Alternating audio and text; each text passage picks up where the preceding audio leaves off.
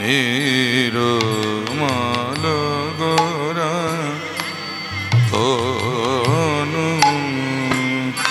নিরমল গোরা নিরমল গোরা নিরমল গোরা তনু। এই রাগটির নাম হলো ইমন। সন্ধেবেলার রাগ, রাত্রি প্রথম প্রহরের রাগ, এটি সময় উপযোগী রাগ।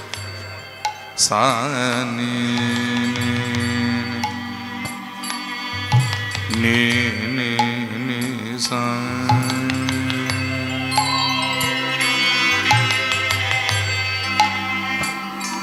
নি রে গা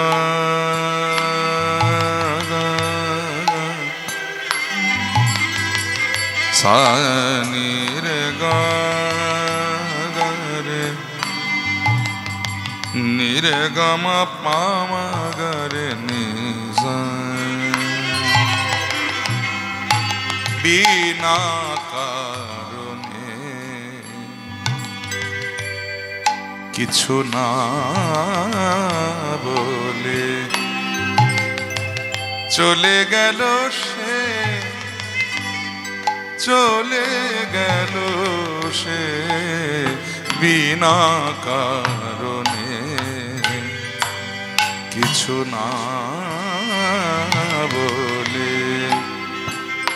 रंजिशी सही दिल दुखाने लिए आप फिर से मुझे छोड़ के जाने लीजिए रंजिशी सही। ইমানের বৈশিষ্ট্য सखी दियाली पिया बिन सखी कलन पड़त मोहे घड़ी पल जिन दिन जब ते पिया पर देश गना जब ते पिया पर देश गना बतीरा कठ तुम्हें तारे गिन गिन सखी रे आली पिया भी सानी रे गा रे नि रे गा मा नि रे गा मा पा मा गा रे नि सा निरम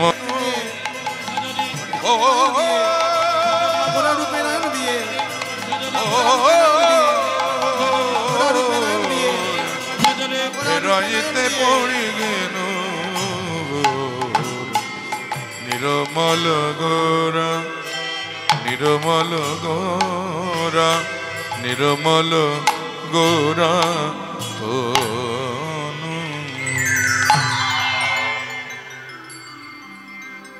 अनर्पित चरिंग चीरात करुणायवतीर्ण कलो समर्पयतुन्नाथ उज्ज्वल रसां स्वभक्ति श्रियं हरिपुराट सुंदर द्युति कदम्ब संदीपित सदा हृदय कंदरे स्फुरतुव शचीनंदन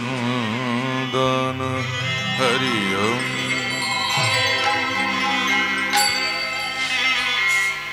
जनिताय गौर हरिबोल। श्रद्धेय गौर अनुरागी कृष्ण अनुरागी भक्तमंडली आमार बाबारा एवं भक्तिमती मायेरा सकले श्रीचरणे सर्वप्रथमे रइल कीर्तन जगते सर्वकनिष्ठ ज्ञानहीन भक्तिहीन श्रद्धाहीन कृष्ण प्रेम माधुर्यहीन परमदीन श्री पलाश सरकार एवं आमार क्षुद्र सम्प्रदायेर कोटि कोटि दंडवत प्रणाम। आश्रमेर যারা আছেন অধ্যক্ষ এবং বিভিন্ন মহারাজবর্গ সকলের শ্রীচরণে আমি প্রণাম জানাই। আমি কৃতজ্ঞ যে বেশ কয়েক বছর এই আশ্রমে আমাকে এই কীর্তন গানের সেবা করতে দেওয়ার জন্যে আমি সকলের কাছে আন্তরিকভাবে খুবই কৃতজ্ঞ যে এবছরও আমি আপনাদেরকে এবং শ্রী শ্রী ঠাকুরকে কীর্তন শোনাতে আসতে পেরেছি। তো দেখুন, কীর্তনের প্রারম্ভে আমরা একটি সংস্কৃত শ্লোক আস্বাদন করলাম। এই শ্লোকটি যিনি রচনা করেছিলেন তিনি তখনকার দিনে সারা বাংলার একসময় অর্থমন্ত্রিত্বের দায়িত্ব সামলেছিলেন। বাংলার অর্থমন্ত্রী ছিলেন তিনি। যদিও বেশি দিন চাকরি তাকে ধরে রাখতে পারেনি, চাকরি ছেড়ে দিতে বাধ্য হয়েছিলেন, কারণ মহাপ্রভুর আদর্শ তখন তার হৃদয়ে প্রবেশ করেছে। আর সেই মহাপ্রভুর আদর্শে তিনি অনুপ্রাণিত হয়ে নবাব দরবারের চাকরি ছেড়ে দিলেন। শুধু তিনি একা নন, তার বড় ভাই, অর্থাৎ একই বাড়ির দুই ভাই। তখনকার দিনে গোটা বাংলার যিনি শাসনকর্তা ছিলেন তিনি ছিলেন একজন মুসলমান শাসক, নবাব হোসেন শাহ।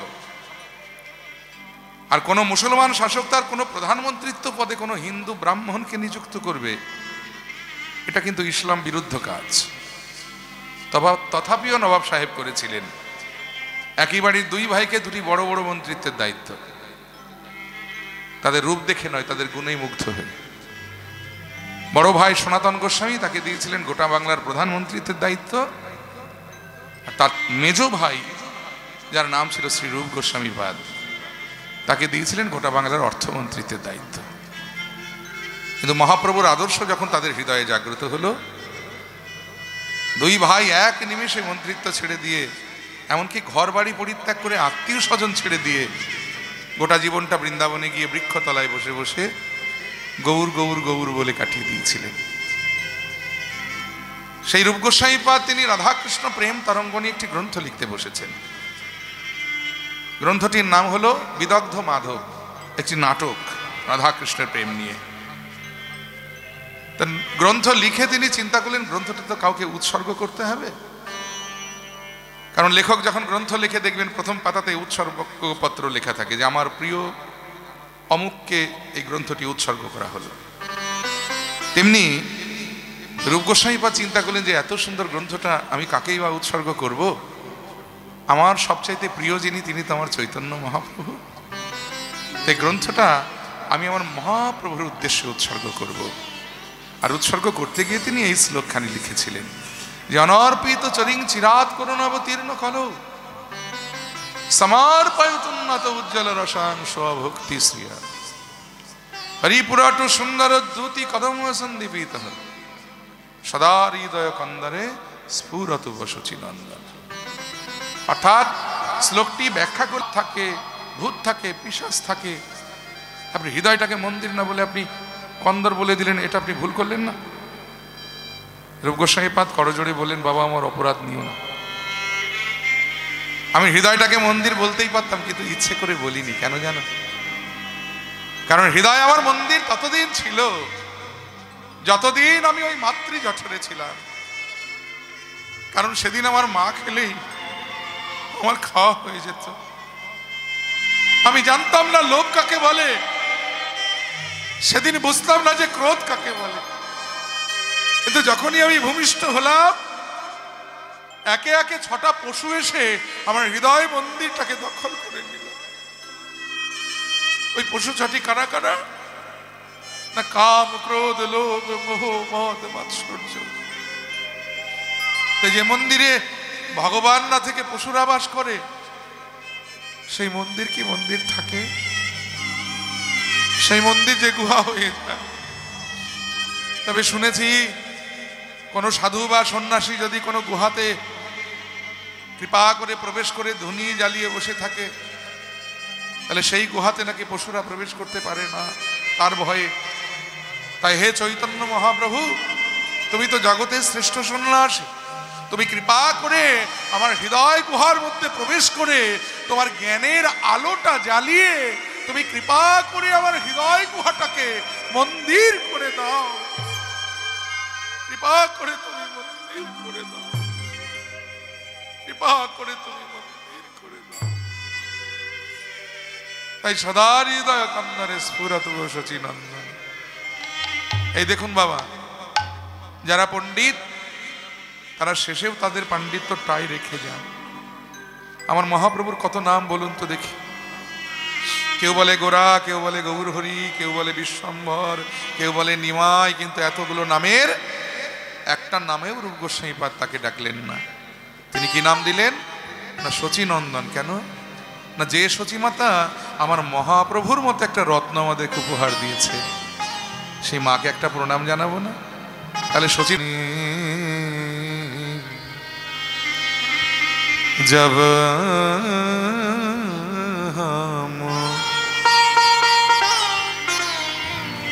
जब हम देखल गोरा, जब हम देखल गोरा सजनी, जब हम देखल गोरा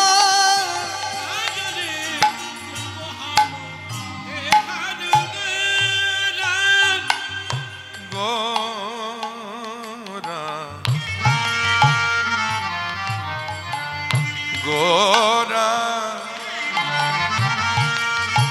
गोरा गोरा, जब हम देखलू गोरा सजनीर, जब हम देखलू गोरा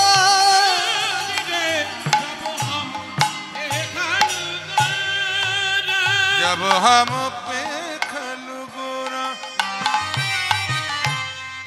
आकुल दीगो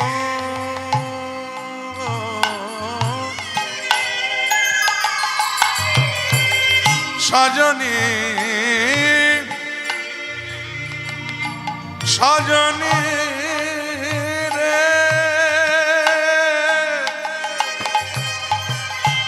सजनी रे प्राण सजनी आकुल दीगो विदिगो नाही पावलो आगा आकुल दीगो सजनी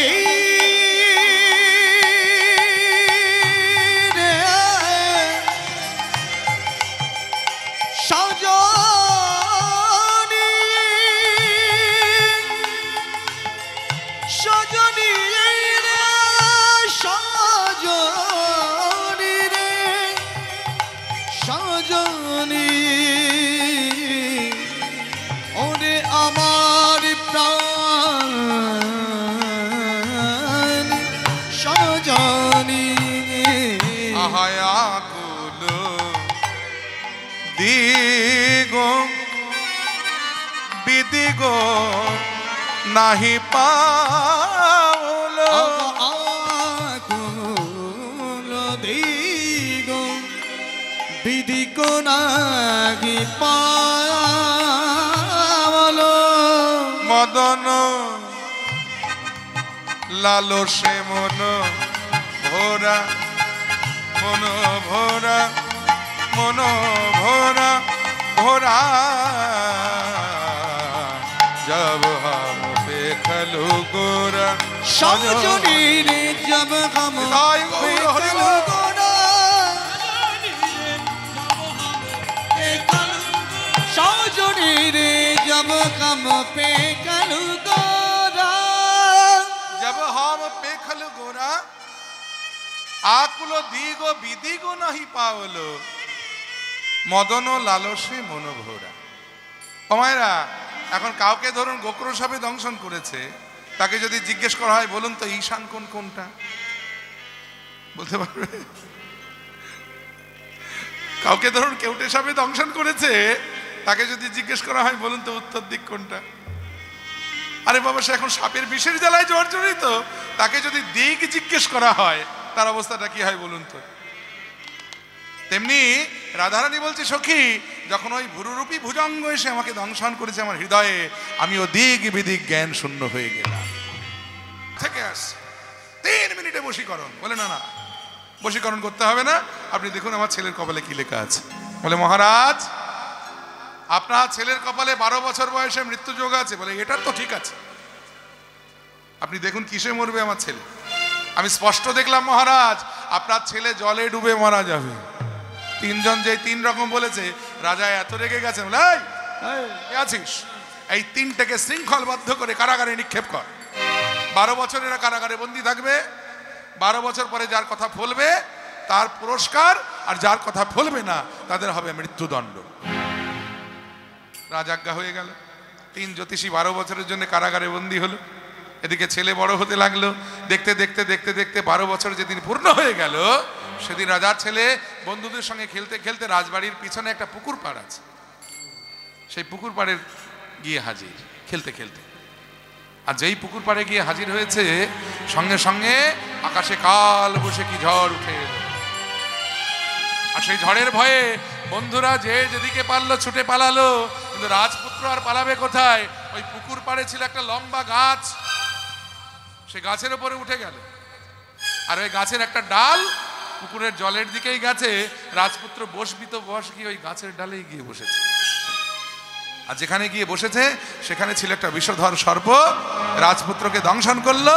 রাজপুত্র গাছের ডাল থেকে পড়ে পুকুরের জলে ডুবে তার মৃত্যু হয়ে গেল। নিতাই গৌর হরি বল। তাহলে দেখুন, কপালে যদি লেখা থাকে একসঙ্গে 3খানা দুর্ঘটনা ঘটবে, তো সেই দুর্ঘটনা কেউ খণ্ডাতে পারে না, বিধির বিধান কেউ খণ্ডাতে পারে না। তাই বিষ্ণুপ্রিয়া বলছে, কাঞ্চনা আমার জীবনে আজকে 3খানা দুর্ঘটনা ঘটে গেছে। একটা হলো সাপে দংশন করেছে, 2 নম্বর আমার হৃদয়ে বানবিদ্ধ হয়েছে, আর 3 নম্বর আমি জলে ডুবে গেছি। তাহলে কাঞ্চনা, শুনেছি নাকি সাপে কামড়ালে ওঝা ডাকতে হয়, সে নাকি ঝাড়ফুঁক করে বিষ নামিয়ে দেয়। আর বানবিদ্ধ হলে নাকি বৈদ্য ডাকতে হয়, সে নাকি ঔষধ দিয়ে ক্ষতস্থান পূর্ণ করে দেয়। তা তোর কি এসব কিছু জানা আছে রে? ওই মন্ত্র মহৌষধি সখীরে তুহু জানসি যদি। মন্ত্র মহৌষধি তুহু জানসি যদি। সখী মধু লাগি করবি উপায় গো। মধু লাগি করো উপায়। কখনো বাসুদেব ঘোষে কহে,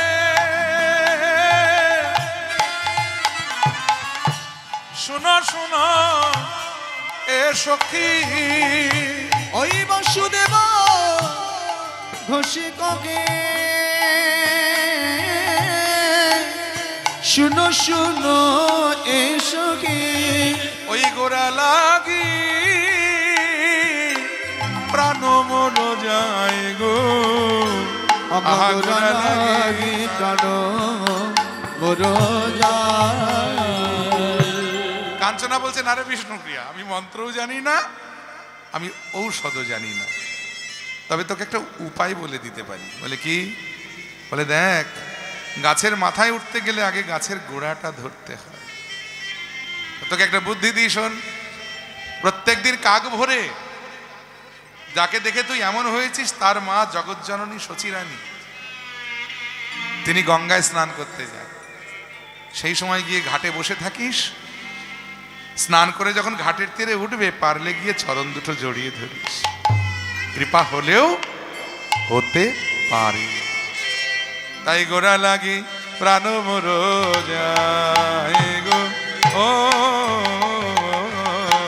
গোড়া লাগি প্রাণ মোর যায় গো। ও গোড়া লাগি